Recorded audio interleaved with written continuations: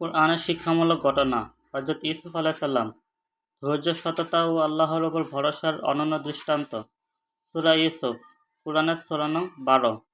কুরআনের একটি ব্যতিক্রমধর্মী সূরা, যেখানে একটি নবীর পুরো জীবন কাহিনী ধারাবাহিকভাবে বর্ণিত হয়েছে। আল্লাহ নিজেই বলেছেন, আমি তোমার নিকট সর্বোত্তম কাহিনী বর্ণনা করছি। সূরা ইউসুফ আয়াত নং 3। স্বপ্ন ও ঈর্ষার সূচনা। হযরত ইউসুফ আলাইহিসসালাম ছোটবেলায় একটি স্বপ্ন দেখেন। 11টি নক্ষত্র, সূর্য ও চাঁদ তাকে সিজদা করছে। তিনি তার পিতা হযরত ইউসুফ আলাইহিসসালামকে স্বপ্নটি বললে পিতা বুঝতে পারেন ভবিষ্যতে আল্লাহ তাকে বিশেষ মর্যাদা দেবেন। তাই তিনি ইউসুফকে ভাইদের স্বপ্ন প্রকাশ না করতে বলেন। কিন্তু ভাইদের মনে আগে থেকে ঈর্ষা ছিল। তারা মনে করত পিতা ইউসুফকে বেশি ভালোবাসেন। ঈর্ষা ধীরে ধীরে হিংসায় পরিণত হয়। কূপে নিক্ষেপ। পরীক্ষা শুরু। ভাইরা কৌশলে ইউসুফ আলাইহিসসালামকে বাইরে নিয়ে গিয়ে গভীর কূপে ফেলে দেন এবং পিতার কাছে মিথ্যা বলে যে নেকড়ে তাকে খেয়ে ফেলেছে। এই মুহূর্তে ইউসুফ আলাইহিসসালাম ছিলেন একা, অসহায়, শিশুমাত্র, কিন্তু আল্লাহ তার অন্তরে সান্ত্বনা দেন। শিক্ষা: মানুষ প্রতারণা করলেও আল্লাহ কখনো তার প্রিয় বান্দাকে ছেড়ে দেন না। দাসত্ব ও চরিত্রের পরীক্ষা। কূপ থেকে উদ্ধার হয়ে ইউসুফ আলাইহিসসালাম মিশরের দাস হিসেবে বিক্রি হন। মিশরের আজিজ তাকে নিজের ঘরে রাখেন। এখানেই শুরু হয় বড় পরীক্ষা। আজিজের স্ত্রী ইউসুফ আলাইহিসসালামকে কুপ্রস্তাব দেন। ইউসুফ আলাইহিসসালাম দৃঢ়ভাবে বলেন, আমি আল্লাহর আশ্রয় চাই। সূরা ইউসুফ আয়াত নং 23। তিনি পাপের চেয়ে কারাবাসকে বেছে নেন। শিক্ষা: নৈতিকতা রক্ষার জন্য কষ্ট মানে নেওয়াই হলো প্রকৃত তাকওয়া।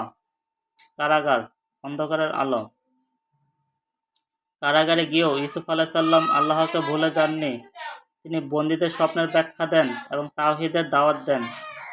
এখানেই প্রমাণ হয় পরিবেশ যত কঠিনই হোক, একজন মুমিন তার আদর্শ ছাড়ে না। শিক্ষা: মুমিন সব অবস্থায় দাওয়াত ও ভালো কাজ চালিয়ে যায়। এটাই তার আসল পরিচয়। সে কখনো হাল ছাড়ে না। সম্মান ও ক্ষমতা। দীর্ঘ সময় পর মিশরের রাজা একটি স্বপ্ন দেখেন। ইউসুফ আলাইহিসসালাম সেই স্বপ্নের ব্যাখ্যা দেন এবং দুর্ভিক্ষ মোকাবেলার পরিকল্পনা পেশ করেন। তার সততা প্রজ্ঞায় মুগ্ধ হয়ে রাজা তাকে রাষ্ট্রীয় কোষাগারের দায়িত্ব দেন। নিশ্চয়ই আজ তুমি আমাদের কাছে সম্মানিত ও বিশ্বস্ত। সূরা ইউসুফ আয়াত নং 54। শিক্ষা: আল্লাহ ধৈর্যশীল ও বিশ্বস্তদেরই দায়িত্ব দেন। ক্ষমার মহিমা। দুর্ভিক্ষের সময় ভাইরা খাদ্যের জন্য মিশরে আসে। ইউসুফ আলাইহিসসালাম সব চিনলেও প্রতিশোধ নেননি, বরং বলেন, আজ তোমাদের প্রতি কোনো ভর্ৎসনা নেই। আল্লাহ তোমাদের ক্ষমা করুন। সূরা ইউসুফ আয়াত নং 92। এটি কুরআনের ইতিহাসের ক্ষমার এক অনন্য দৃষ্টান্ত। শিক্ষা: প্রতিশোধ নয়, ক্ষমাই হলো আল্লাহর প্রিয় পথ।